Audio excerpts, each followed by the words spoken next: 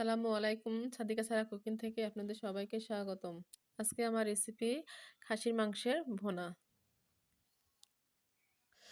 ভিডিওটি ভালো লাগলে বেশি বেশি করে আমার এই চ্যানেলে লাইক, কমেন্ট, শেয়ার এবং সাবস্ক্রাইব করবেন। আজকে আমি রান্না করব খাসির মাংস। খাসির মাংস ভুনা। আমি খাসির মাংস কি দিচ্ছি দেখেন। প্রথমত আমি খাসির মাংসটা মেরিনেট করে নিব। আমি আধা কেজি খাসি মাংস নিয়েছি। প্রথমে দিয়েছি আমি আদা জিরা পেস্ট। আমি আদা জিরা পেস্ট 2 চামচ দিয়ে দিচ্ছি। তারপর দিয়ে দিব রসুন পেস্ট 1 চামচ। এবার দিয়ে দিব শুকনো মরিচের গুঁড়া 1 চামচ, হলুদের গুঁড়া 1 চামচ, ধনিয়া গুঁড়া 1 চামচ,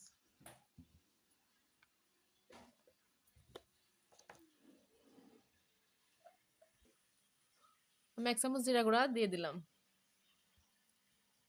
এবার দিয়ে দিব লবঙ্গ, এলাচ, দারচিনি।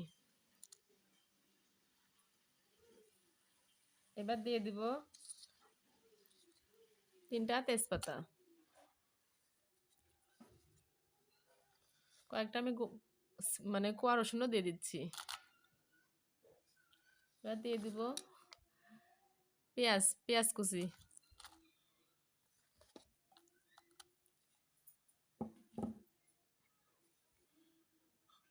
এবার দিয়ে দিব আমি সরিষার তেল।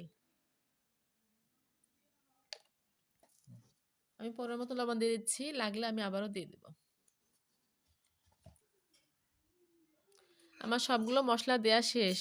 এবার আমি মাংসটা মেখে নেব বা মেরিনেট করে রেখে দিব আধা ঘন্টার জন্য। আমার 1 ঘন্টা ধরে আমি মেরিনেট করে রাখলাম। এটা আমি এখন রান্না করব। দেখেন আমি কিভাবে রান্না করতেছি। এবার আমি কড়াইতে সরিষার তেল দিয়ে দেব। আমি পুরো রান্নাটাই সরিষার তেল দিয়ে করতেছি। তারপর দিয়ে দেব আমি 4টা শুকনো মরিচ।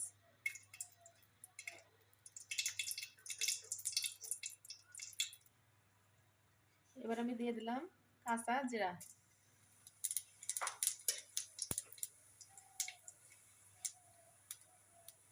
আমি যে মাংসটা মেরিনেট করে রাখছি সেটা এখন দিয়ে দেব।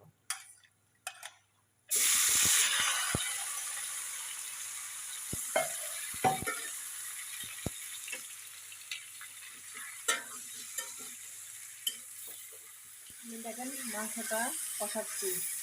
আমি মাংসটা আরো বেশি কিছুক্ষণ কষাবো।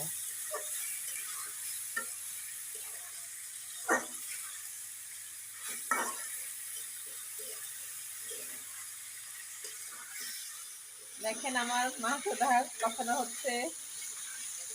মাংসের যে মশলাগুলো তেল ছড়ে গেছে, এখন উপরে উঠে আসছে।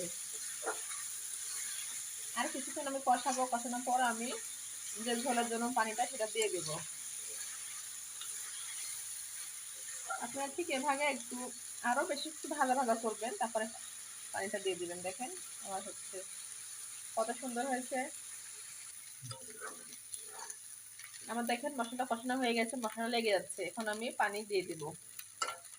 আমি পানিটা ফুটন্ত করে রেখেছিলাম, সেটা আমি এখন দিয়ে দিচ্ছি। আপনারা সবসময় মাংসের জন্য ফুটন্ত পানি দিবেন, কারণ ফুটন্ত পানি দিলে মাংসটা তাড়াতাড়ি সিদ্ধ হয়ে যায় এবং মাংসটা সব ভালো থাকে। আর যখন ঠান্ডা পানি দিবেন তখন মাংসটা একদম মানে শক্ত হয়ে যায়, মাংসটা সিদ্ধ হতে দেরি হয়, আর দেরি লাগে। মানে 4-5টা কাঁচামরিচ দিয়ে দিলাম।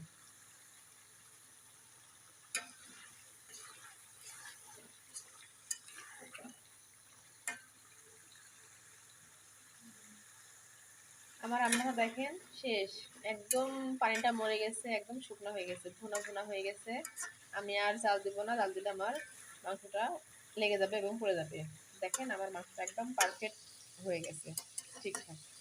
রান্নাটা আমার শেষ, এখন আমি পরিবেশন করবো। আমি রান্নাটা করে খেয়ে দেখছি, অনেক ভালো হয়েছে এবং আমি দেখেন কাঁচামরিচ দিয়েও পরিবেশন করছি। আপনারা এভাবে রান্না করে খেয়ে দেখতে পারেন, অনেক অনেক ভালো লাগবে। যদি ভালো লাগে আমার চ্যানেলে লাইক এবং কমেন্ট করবেন আর লাইক, কমেন্ট, শেয়ার দিবেন। সবাইকে ধন্যবাদ। আল্লাহ হাফেজ।